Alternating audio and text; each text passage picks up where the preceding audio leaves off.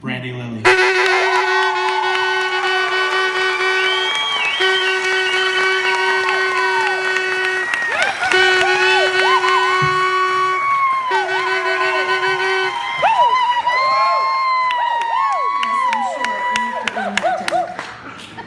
So when I told my mom I was doing this, she said, "Do me a favor, Toots, don't fall." So, already a success.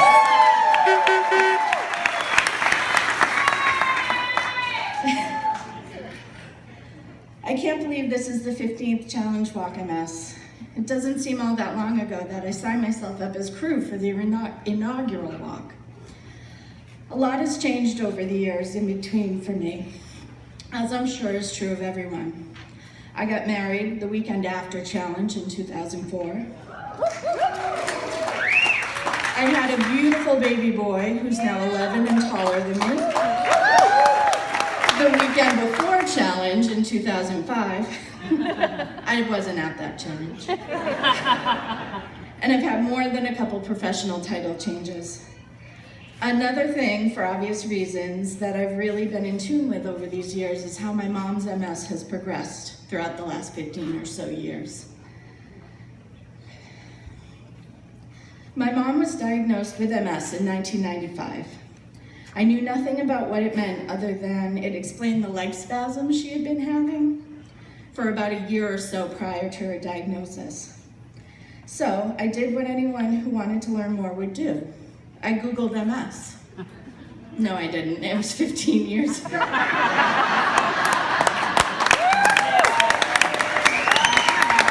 Well played. What I did was go to the library. I searched, and I read, and I learned, and I cried in the library. No cure, few treatment options, especially back then. Possibly progressively degenerative. These are not things that were comforting to find out. I was scared for my mom and what this diagnosis could be for her and our family. I'm sure I'd be hard pressed to find anyone here who doesn't know what that feels like. So with my newfound knowledge, I asked my mom what kind of MS she was diagnosed with. Conversation went something like this. "So Mom, I did some research on MS and I have a question for you. What kind of MS do you have?" There was a long pause and she kind of looked at me and she said, "The MS kind of MS?" I get my sarcasm, honestly. "Right, Mom, but there are two kinds. Progressive or relapsing remitting." My mom said, "The doctor just said you had MS." This answer was so frustrating for me. I had spent a couple hours in the library, and I had more background knowledge than my mom, who had spent hours with doctors and specialists. This was unacceptable to me. It was the first time I realized that my mom needed an advocate.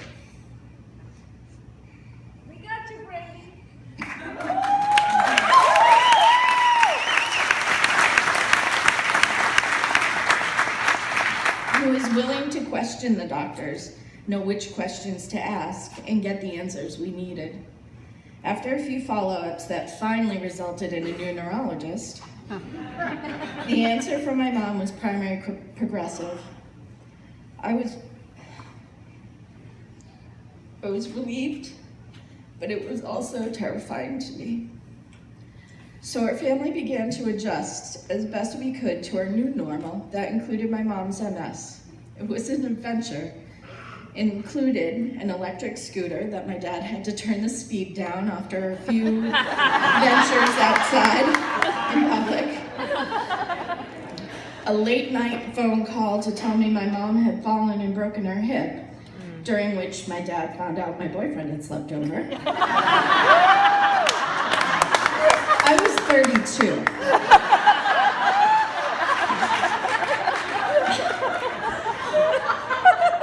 A tricked out electric wheelchair when walking wasn't an option any longer, and having to unplug the battery on said wheelchair when my mom's sight had diminished enough that she was a danger to people and small animals if she was OWA, operating without assistance.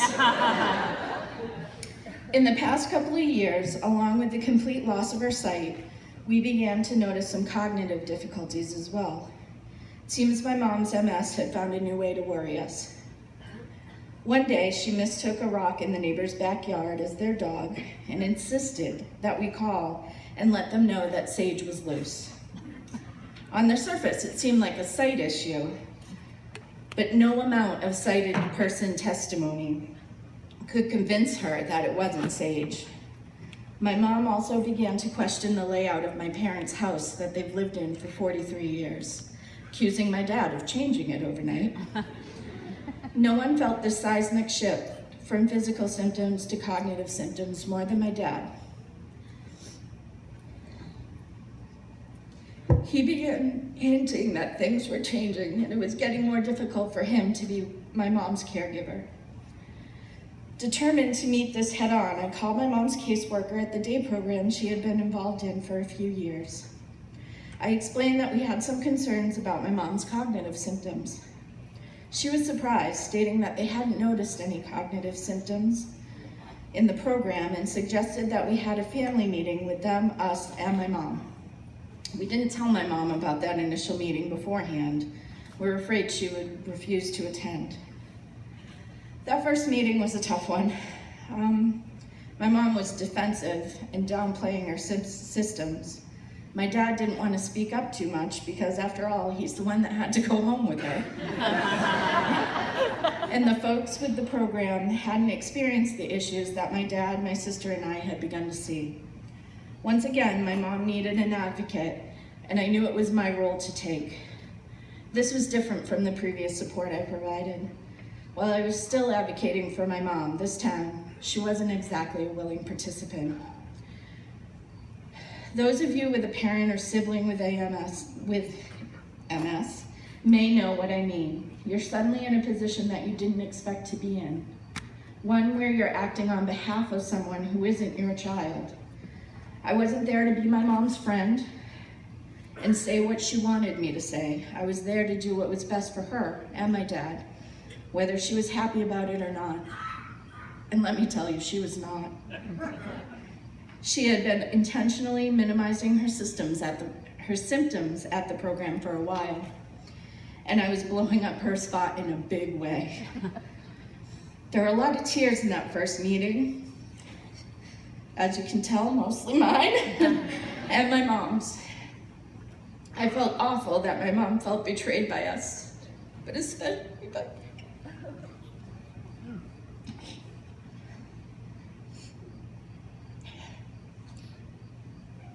We had subsequent meetings, and they went much smoother than the first because I was prepared for the fallout and had full-on accepted the bad guy role so that my dad could breathe a little easier at home. After a few treatment plans failed to bring either my mom or my dad relief from her increasingly disruptive symptoms, we had to discuss the possibility of moving her to a skilled nursing facility. That wasn't easy. But because of you, my challenged family, I knew we could do this research. So I went to Facebook instead of Google.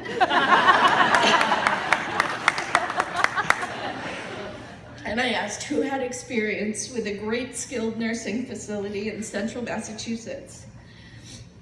Steve was the first person to respond, and he said to call the office. They had a list and they could help us. Next, the incredible support, understanding, and connection that we all feel throughout this weekend every year came pouring in. I could not have needed it any more than I did, and I could not have been more thankful, so thank you.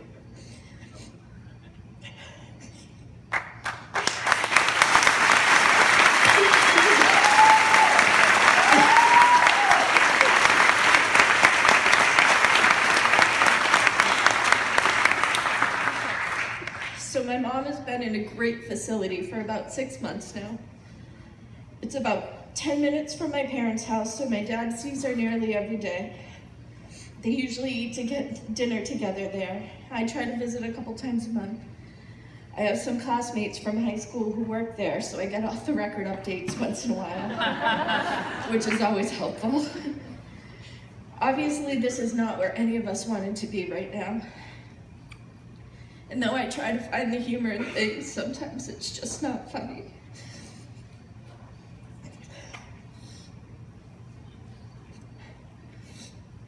But we know that it's the best place for her right now, all things considered.